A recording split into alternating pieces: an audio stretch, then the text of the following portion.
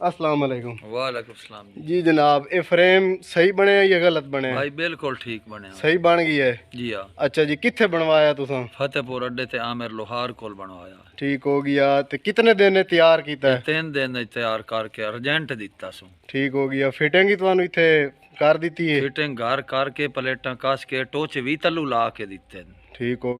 अस्सलाम वालेकुम दोस्तों, मेरा यूट्यूब चैनल पे पाया ओली हसन हार्डवेयर इंजीनियर अड्डा फतेहपुर ते 12 प्लेटा वाला पैनल तैयार किया है। ए जनाब उन्होंने लड़ेंदे पे समान मुकम्मल साढ़े कस्टमर आए ये लैके जा रहे हैं। ये समान लड़ीदा भी है, गार्डर लड़ी गए, चैनल लड़ी गए, पैंप लड़ी गई है, वग गई है। अच्छा टी पहले वग गई है, पुटी शनी पहले चला गया है, बाकी ये समान लड़ी गई है। यदि फिटिंग वहीं करनी है वो भी तुम दिखा देते हैं। 12 प्लेटा वाला पैनल तैयार किया है, ये लैके समान जा रहा है। ये दुकान है साड़ी, इतने तैयार किया है मुकम्मल। ये साढ़े हेल्पर लगे हुए हैं, ए वेख लो। रस छिकवाओ, मिनट लाओ, हिम्मत करो। ये लैके जा रहे हैं, यदि फिटिंग करनी है। दोस्तों ए फ्रेम इतने लैके आ गए जो साढ़े कस्टमर हैं। ये समान भी है, वेख लो मुकम्मल। ये घर के अंदर अस कस रहे हैं, ये वेख लो। ये घर है पिया, ये अंदर असा इन ला रहे हैं। ये पुटीशन कसेंदे पे हैं, प्लेट वाला बने हुए, तले 4 बोल्ट लगे हुए हैं, 7 सूत्र वाले मोटे बोल्ट पे एक कसेंदे पे हैं। तले प्लेट जिले मुकम्मल पुटीशन से कसी गई वो उत्ते टी रखनी है। ये टी पाइए, ये टी पाइए, ये चाह के उत्ते विच फसा छोड़नी है। वो पैंप लावना, वो वाला पैंप पाइए वो लावना ये।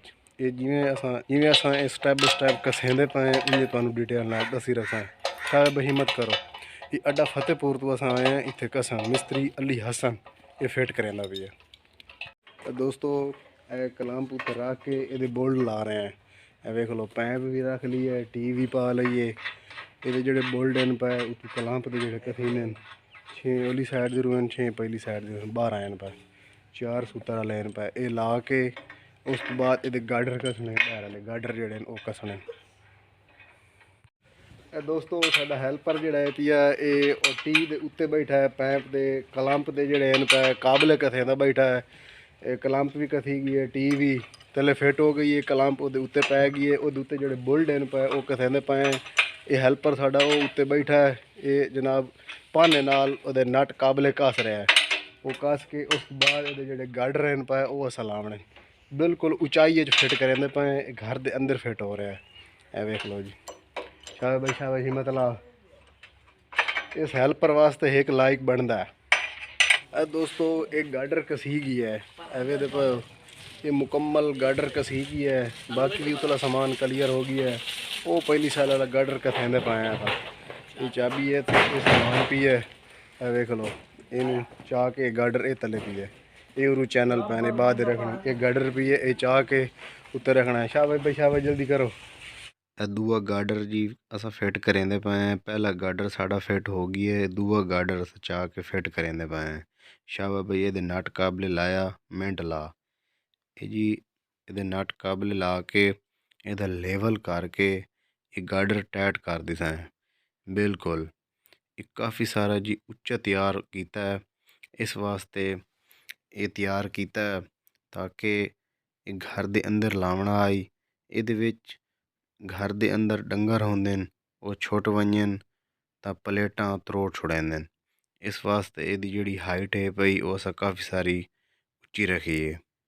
शाबाश मिनट ला ये नट काबले ला मुकम्मल इनू टाइट करिए लेवल करके। ये जी कारीगर लगे हुए मिस्त्री अली हसन। वीडियो नू लाइक तुस कर दिता करो। ये जी मेहनत कर रहे हैं, बिल्कुल खूबसूरत काम हो रहा है। दोस्तों चैनल सारे मुकम्मल फिट हो गए। नंदे जो नट काबले वो कसी गए, 4 चैनल ये देख लो, 1 2 3 4, ये 4 कसी गए। ये उत्ते अस हुण प्लेटा कसनी है, वेख सकते हो बेहतरीन सोहना फिट हो गई है।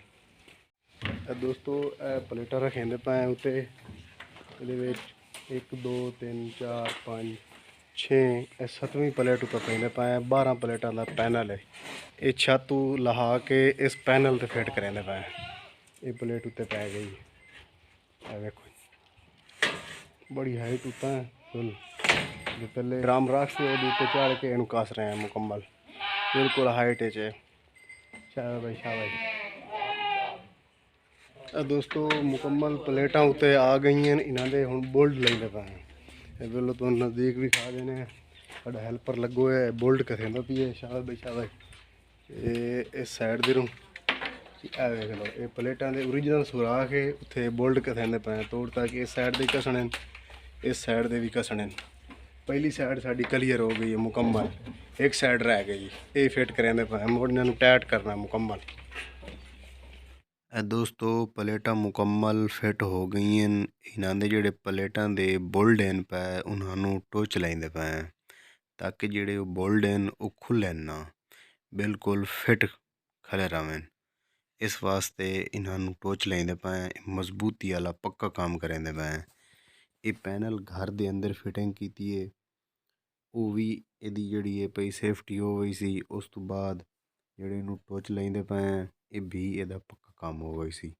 ये चोरी तो बच गई सन ताकि जड़ा भी ये प्लेटां महफूज खलियां रह सन। ये जी दो कारीगर लगे हुए हैं, मिस्त्री अली हसन और मिस्त्री आमिर। ये उन्हें तैयार किया अड्डा फतेहपुर ते। ये फिटिंग करेंदे पैन मुकम्मल, दो दे हैल्पर हैं पे नाल। वेल्डिंग चाई खला एक बेहतरीन सोहना काम हो रहा है। ये टोच ला रहे हैं, तैयार किया अड्डा फतेहपुर ते। इतने फिटिंग की है दी मुकम्मल। ये दो साढ़े हैल्पर खले, ये असां वेल्डिंग कर रहे हैं।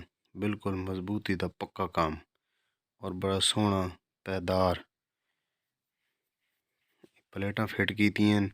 साढ़े जिहड़े कस्टमर आन उन्हें तैयार करवाया फ्रेम साढ़े कोलों, उन्हें सानू आख्या भी सानू ये टोच ला दियो, साडा पक्का काम हो गई सी। ते असां ये वेल्डिंग चाह हैं, ये टोच ला के देंदे पे हैं।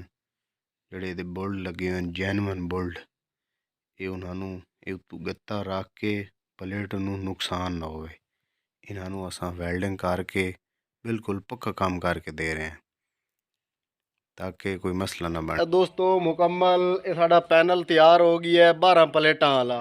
6 प्लेटां उत्ते फिट कीतियां, 6 थल्ले फिट कीतियां। ये जी बेहतरीन सोहना काम हो गया है। ये जिहड़े है वेख लो लेवल ही बेहतरीन है, गैप दी ये सेंटर दिता है प्लेटां दा ताकि हवा दा गार्डर भी वड्डे रखें।